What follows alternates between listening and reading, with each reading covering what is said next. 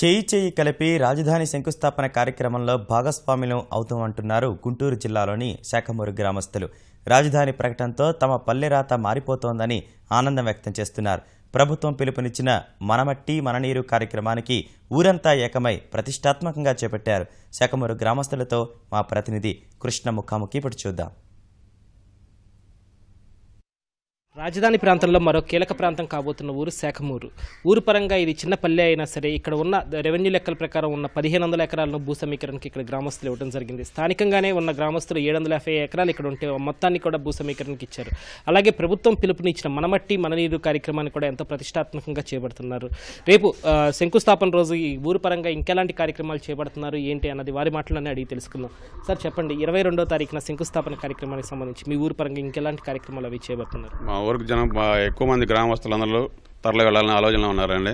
ఇంతకుముందు చాలా చిన్న పల్లెటూరుకి చిన్న గ్రామం ఇది, అంతా కూలీ రైతులు ఎక్కువ.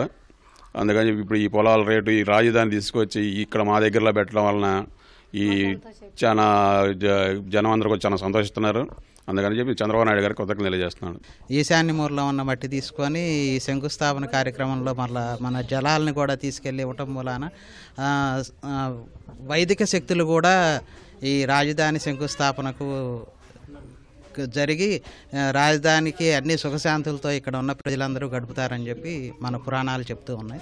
మీరు చెప్పండి, మీ ప్రాంతానికి రాజధాని రావడం పట్ల మీరు ఎలా ఫీల్ అవుతున్నారు? ఎంతో సంతోషంగా ఉందయ్యా, మేము ఎంతో ఆనందపడుతున్నాం. మా ఊరు మా గ్రామ ప్రజలు కూడా ఆ చంద్రబాబు నాయుడు గారు ఫోటో పెట్టుకొని దండం పెట్టుకోవాలని చూస్తున్నాం. మేము అంత మాకు ఆనందంగా ఉంది, మేము ఎంతో సంతోషపడుతున్నాం, మాకు ఎంతో బాగుంది.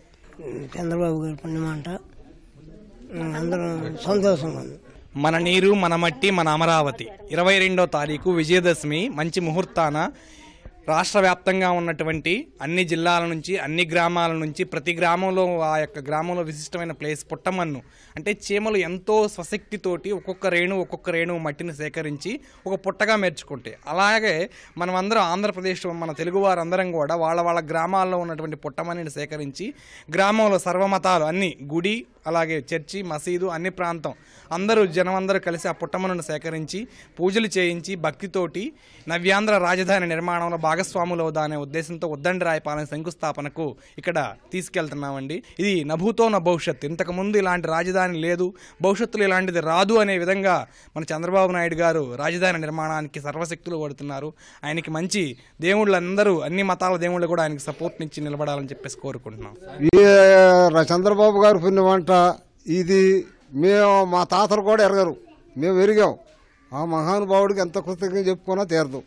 అది మాకు కావాల్సిందని ముఖ్యంగా ఆడవాళ్ళు మగవాళ్ళు కూడా సంతోషపడుతున్నారు. అందుకు వారి కృతజ్ఞత జరుగుతున్నాం.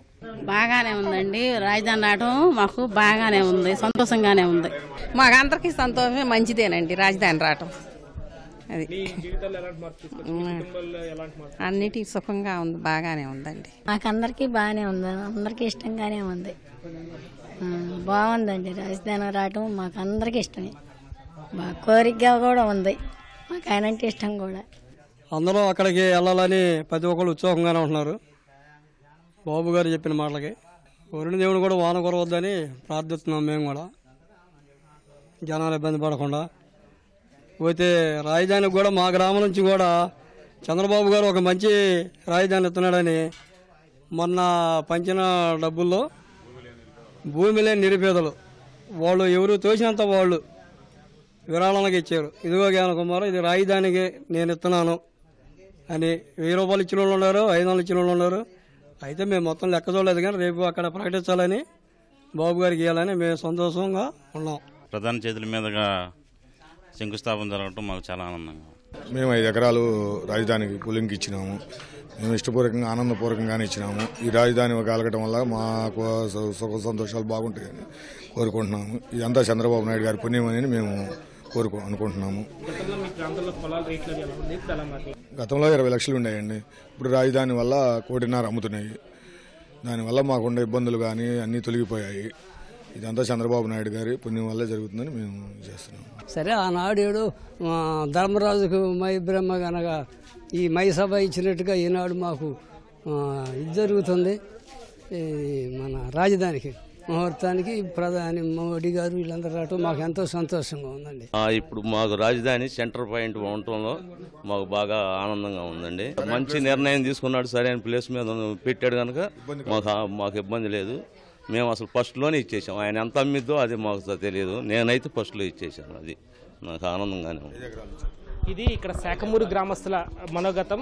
ఏదైతే భూములు ఉన్న భూములు ఇచ్చారో భూములు లేని వాళ్ళు కూడా తమ తోచిన సాయం రాజధానికి విరాళంగా ఇవ్వాలని చెప్పి నిర్ణయించారు. రేపు 22వ తేదీన ఏదైతే శంకుస్థాపన కార్యక్రమం జరుగుతుందో ఆ సభా వేదిక వద్దే తాము సేకరించిన విరాళాలను కూడా రాజధాని నిర్మాణానికి ఇవ్వాలని ఇక్కడ గ్రామస్తులు చొరవ తీసుకున్నారు. కెమెరామెన్ రమణ మహేష్తో విఎస్ఎన్ కృష్ణ, ఈటీవీ న్యూస్.